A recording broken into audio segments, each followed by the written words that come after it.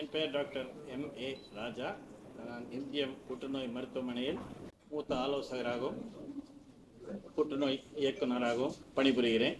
இன்று நாம் பேசக்கூடியது வெற்றிட உதவி சிசு பரிசோதனை அப்படின்னு சொல்லலாம். தமிழில், ஆங்கிலத்தில் சொல்லணும்னா வேக்யூம் அசிஸ்டட் பயாப்சி. இது குறிப்பாக மார்பக புற்றுநோய் கூடிய சூழ்நிலையில் அதை எப்படி உபயோகப்படுத்துறது அப்படின்றத பற்றி தான் இன்றைக்கி பேசுகிறோம். இதனுடைய அனுகூலங்கள் என்ன அப்படின்னு சொன்னால், புறநோயாளியாக செய்யலாம், இந்த பக்க விளைவுகள் மிக குறைவாக செய்யலாம், தழும்பு தையல் எதுவும் இல்லாமல் செய்யலாம். இது போன்ற பல அனுகூலங்கள் இருக்கின்றன. இது எல்லா கட்டிக்கும் பொருந்தாது. எங்கு அது பொருந்துமோ அது நிச்சயமாக அது ஒரு கூடுதலாக ஒரு பெனிஃபிட் தான் அந்த நோயாளிகள் அந்த பெண்மணிக்கு. ஏன்னா சிலப்போ சாதாரண கட்டியாக கூட இருக்கலாம். இது ஒரு நோயுடைய தன்மையை கண்டுபிடிக்கும் பரிசோதனையாகவும் இருக்கலாம். சில தருணங்களில் அதை சிகிச்சை செய்யும் முறையாகவும் இருக்கலாம். இதுதான் இதனுடைய முக்கியத்துவம். இதை உங்கள் மூலமாக பொதுமக்களுக்கு அதை தெரிவிக்க வேண்டும் என்பதுதான் எங்களுடைய நோக்கம். ஏன்னா எந்த கட்டியுமே ஆரம்பத்தில் கண்டுபிடிக்கிறது, புற்றுநோய் கட்டியாக சாதாரண கட்டியாக கண்டுபிடிக்கிறது ரொம்ப முக்கியம். ஏன்னா இது இன்றைய சூழ்நிலையில் புற்றுநோயாக இருந்தால் கூட ஆரம்பத்தில் கண்டுபிடித்து விட்டால் பூரணமாக குணப்படுத்தலாம். ஸோ மெயினாக இன்னைக்கு நம்ம மெயினாக ப்ரெஸ் கான்ஃபரன்ஸ் பண்ணுறதுக்கு 30 வயசில் ஒருத்தவங்க இந்த சாதா கொழுப்பு கட்டின்னு டயக்னோஸ் பண்ண பிறகு ஃபாலோஅப்பில் வைக்கும்போது இந்த கட்டியோடைய ஷேப் கொஞ்சம் மாறிட்டு வந்திருக்கு. ஸோ அது ஷேப் மாறிட்டு வர்றதுனால தான் நம்ம எக்ஸிஷன்னு சொல்லியிருக்கோம். ஸோ ஆப்ரேஷன் தவிர வேறு ஏதாவது ஆப்ஷன்னு கேட்கும்போது நம்ம வேக்யூம் அசிஸ்டட் எக்ஸிஷன்னு சொல்லியிருக்கோம். ஸோ இது நம்ம லோக்கல் அனஸ்தீசியாலே அந்த கட்டி ஃபுல்லாக வெளியில் எடுத்திருக்கோம். அண்ட் இது வரைக்கும் ஒன்றும் பிரச்சனை அவங்களுக்கு இதுக்கு வரல. டே கேர் ப்ரொசீஜர் தான். ஸோ டே கேர் ப்ரொசீஜர் என்னன்னு கேட்டிங்கன்னா, ஒருத்தவங்க காலையில் வர்றாங்க, ப்ரொசீஜர் முடிச்சுட்டு அதே நாள் வீட்டுக்கு போகிற மாதிரி இருக்கலாம். இப்போ லோக்கல் அனஸ்தீசியாவில் நம்ம சாதாரண மரத்து போன ஊசி அந்த இடத்துல மட்டும் கொடுத்துட்டு ப்ரொசீஜர் பண்ணுற சமயத்தில் ஃபாஸ்டிங்கில் வர தேவையில்லை, நார்மலாக வீட்லேயே சாப்பிட்டுட்டு வரலாம். ப்ரொசீஜர் முடிச்ச பிறகு கூட இவ்வளோ நேரத்துக்கு வெறும் வயிற்றில் இருக்கணும்ன்ட்டு கிடையாது. ப்ரொசீஜர் முடிச்ச பிறகு கூட உடனே சாப்பிட்டுக்கலாம். சப்போஸ் நம்ம டாக்டர் ராஜசுதா சார் சொன்ன மாதிரியே செடேஷனுக்கு கேட்டாங்கன்னா, செடேஷன்னா ஸ்லைட்டாக நம்ம மருந்து கொடுத்துட்டு அவங்களுக்கு கொஞ்சம் ஆங்ஸைட்டி குறையிறதுக்கு அந்த மாதிரி பண்ணுற சமயத்தில் மட்டும்தான் ஒரு 4 ஹவர்ஸ்க்கு ப்ரொசீஜருக்கு வரதுக்கு முன்னாடி சாப்பிடாம வெறும் வயிற்றில் வருது. இல்லாட்டி அவங்க நார்மலாக ஒரு ப்ரொசீஜர் இல்லாட்டி ஒரு பிளட் டெஸ்ட்க்கு வர மாதிரி ஹாஸ்பிட்டலுக்கு ப்ரொசீஜர் முடிச்சு அதே நாள் வீட்டுக்கு போய்க்கலாம்.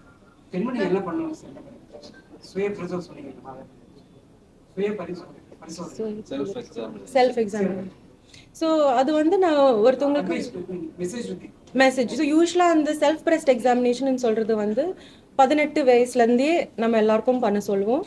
யூஸ்வலாக அந்த மென்ஸ்ட்ரல் பீரியட் முடிச்ச உடனே அந்த 5ஆவது நாள் இல்லாட்டி 10ஆவது நாளுக்குள்ள பீரியட் முடிச்ச பிறகு, அந்த மென்ஸ்ட்ரல் சைக்கிள் முடிச்ச பிறகு யூஸ்வலாக வீட்லேயே தானாகவே செக் பண்ணுற மாதிரி செல்ஃப் பிரஸ்ட் எக்ஸாமினேஷன். அது யூஸ்வலாக ஃபர்ஸ்ட் ஃபியூ இயர்ஸ் பண்ணுற சமயத்தில் ஒருத்தவங்களுக்கு என்ன நார்மல்னு தெரிஞ்சுக்கணும். அப்போதான் ஏதாவது அப்நார்மல் டிஷ்யூ வந்தால் சீக்கிரமாகவே அவங்க டெஸ்டிங்க்கு கன்சல்டேஷன் பண்ணிக்கலாம். பட் காமனாக செல்ஃப் பிரஸ்ட் எக்ஸாமினேஷன் என்னன்னு கேட்டிங்கன்னா, நம்மளுடைய உடம்புக்கு என்ன நார்மல், என்னுடைய மார்பு எப்படி இருக்கும் ஷேப் பார்க்குறதுக்கு, ஃப்ளூயிட் ஏதாவது இருக்கா, அந்த கன்சிஸ்டன்சி எப்படி இருக்குன்னு பார்க்குறதுக்கு. So that is what we call self breast examination. இந்த ப்ரொசீஜர் வந்து அவங்க மெடிகேஷனை கண்டினியூ பண்ணுறாங்க. மெடிக்கேஷன் ஸ்பெசிஃபிக்காக எதுவுமே இருக்காதுங்க. யூஸ்வலாக காமனாக நம்ம ஜஸ்ட் குரோசின் மாத்திரை மட்டும் பெயின் கில்லர்ஸ்க்கு, சப்போஸ் வலி இந்த ப்ரொசீஜர் முடித்த பிறகு அந்த லோக்கல் அனஸ்தீசியா எஃபெக்ட் வெளியிலேருந்து வந்த பிறகு நார்மல் மெடிக்கேஷன்ஸ் டோலோ 650 இல்லாட்டி ஏதாவது ஒரு குரோசின் மெடிக்கேஷன் பெயின் கில்லர்ஸ் தேவைப்பட்டுச்சுன்னா எடுத்துக்கலாம்.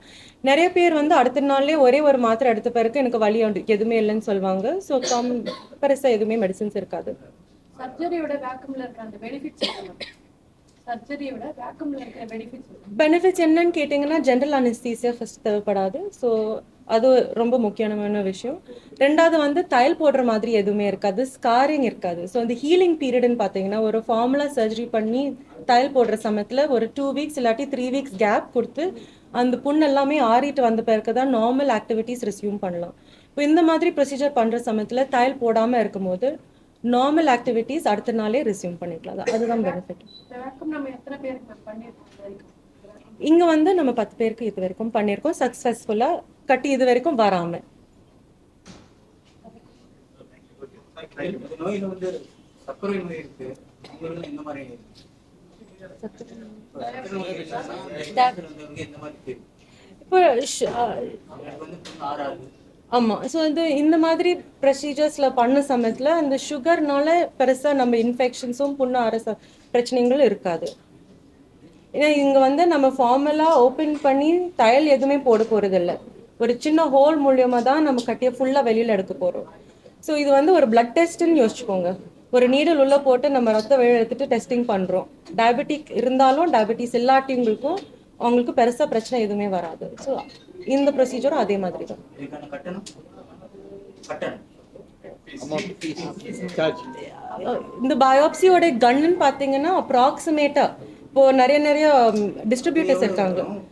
அரௌண்ட் வேற பேஷண்டோடைய மொத்தமாக காஸ்ட் கேட்டிங்கன்னா 50 to 60,000 அப்ராக்சிமேட்டாக.